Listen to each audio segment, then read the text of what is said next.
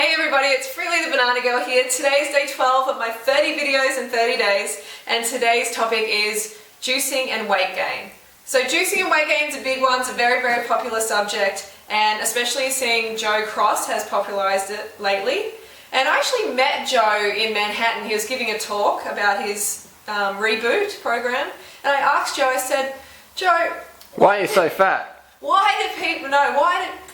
do people eat after the reboot? What do you recommend they eat? And he looked at me and said, well, I'm not a fanatic. I recommend people eat everything in moderation. And you know what? I probably shouldn't be answering this question. I'll just leave it to my nutritionist on my website. Contact her. And for me, that was a real letdown because it let me know that Joe didn't know what to eat. And he was actually putting on weight again from his juice feast. It was clearly evident to everyone in the audience that he was gaining weight, because every time he goes off his juice reboot, he binges out on everything. Everything in moderation. You're so lean, I can see in your dress here. Just move your hand a bit for the light can get on there. You do the 12 as well, but you can just see the leanness of this physique. Yeah, well that's what happens because I'm a whole food eater. Carb eater. I'm all about whole foods. I'm all about long-term results, because there's nothing that upsets me more really is to see people struggling on these fad kind of diets. And I know a lot of people are like, juicing's not a fad diet. Well, yes it is. Well, I don't think it 100% is, because I love juices, okay? Let's get this straight. I love juices, I really do. But as a beverage, as a side, in between my meals, not to replace a meal. That's when the problems start to come in, when we replace meals with juices, because we need the fiber so desperately. Especially someone who's coming from obesity to juicing. They're coming from a really, really poor diet. So they need that fiber. They need that fiber to push all that gunk, all that old sad diet through the colon and out the exit. Yeah. Okay, they need that to go. But when they juice, they don't get that same effect. It is impossible to get the same effect without fiber, because fiber is a nutrient. It's like broom. Sweep all that old crap out. That's right. It's a nutrient. So you're essentially becoming nutrient deficient. You're creating a deficiency when you take the fiber out. Yeah. And not only that, you're spiking your blood sugar level. Okay, so the sugar, the fiber, it regulates your blood sugar, so the sugar is released nice and steadily into your bloodstream, so there's no crashing, sugar crash. No way. The fiber, it fills your belly. It makes you feel satisfied for longer. Satiated. Satiated. So you're not going to be, desperately looking around for something else to eat. And what I've noticed with these people who come off the juice feast is they are so hungry. Oh yeah. They're like, give me the food. Give me. I just want to eat everything. High fat, high calorie, binge out.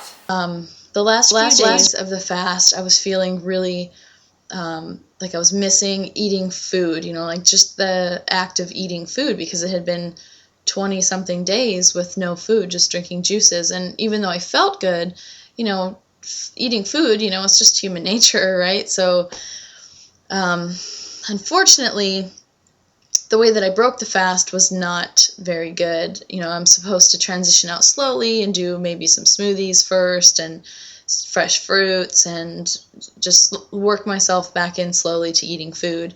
But I was so eager to actually eat, and I had felt deprived the last few days of the fast, and I just introduced the wrong kinds of foods, and I was eating food that I should have been eating, weeks after the fast, and I was eating them within days of ending the fast. So I just kind of got off to a bad start and never stopped. And I just ate really poorly for the last 7 months since the end of the fast. And I ended up gaining back all the weight that I lost from the fast and then some. I think the total is right around 45 pounds from where I was at the end of the fast to today. So not very happy with that, but that's life. That's what happened. And I'm here to tell you that I'm going to pick myself up and start over again. And some people might think that I'm kind of crazy for trying another juice fast. People have been known to go straight to McDonald's after their juice feast. Angela Stokes has put on a lot of weight recently. I used to read her blog now and then, because people go, Harley, she just lived on the green juice. How do you explain it? And I'm like, well, she'll be binging, she'll be piling the weight back on, and now she is. It happens. Karma. It happens to everybody in time. But there's some people who say, oh, but I know someone who came from obesity to a raw vegan diet via juicing, and maybe for a month. And I really don't know many people who have done that who have stayed on course, because a better way to do it is smoothies. You know when people say, do you juice? I say, do you smoothie? Seriously, do your smoothie, because smoothing is fantastic. If you're obese right now and you want to get, healthy, slim, and your weight down and everything, do smoothies, please. Include the fibre. The fibre is important. And then go to raw till 4, before you go to raw vegan. Just do it the nice, natural, gradual way, because weight loss takes time. It didn't take you overnight to get where you are now, to get obese. Did it? No. So it's not going to happen in 2 weeks. It's not going to happen in a month. It will take a couple of years. You just have to accept that and get into the smoothies, get into the fibre-filled whole foods. And avoid going on a fad diet, because juice fasting really is a fad diet. Anything you can't do for life is a fad diet. Yeah. That's my definition of a fad diet. Well, it's true. We want this to be a lifestyle for life, not just for the summer. Mm-hmm. Okay, so to wrap it up, really, yeah. Take home points. Fibre is so important. It's like a broom. It regulates your blood sugar levels. It is a nutrient, and you will be nutrient deficient in that way if you don't include it.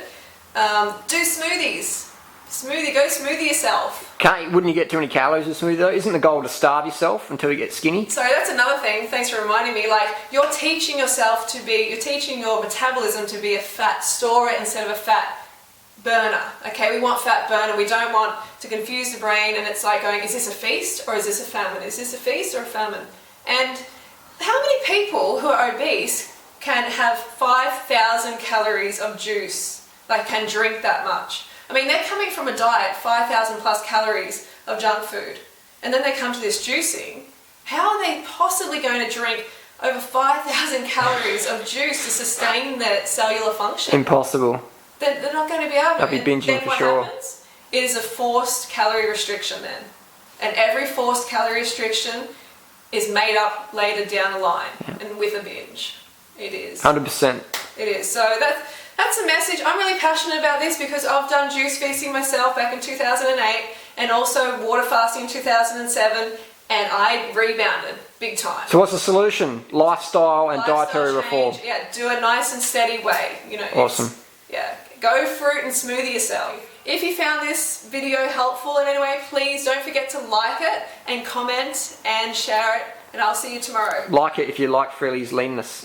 Naturally. No starvation required. No starvation. Carb binging.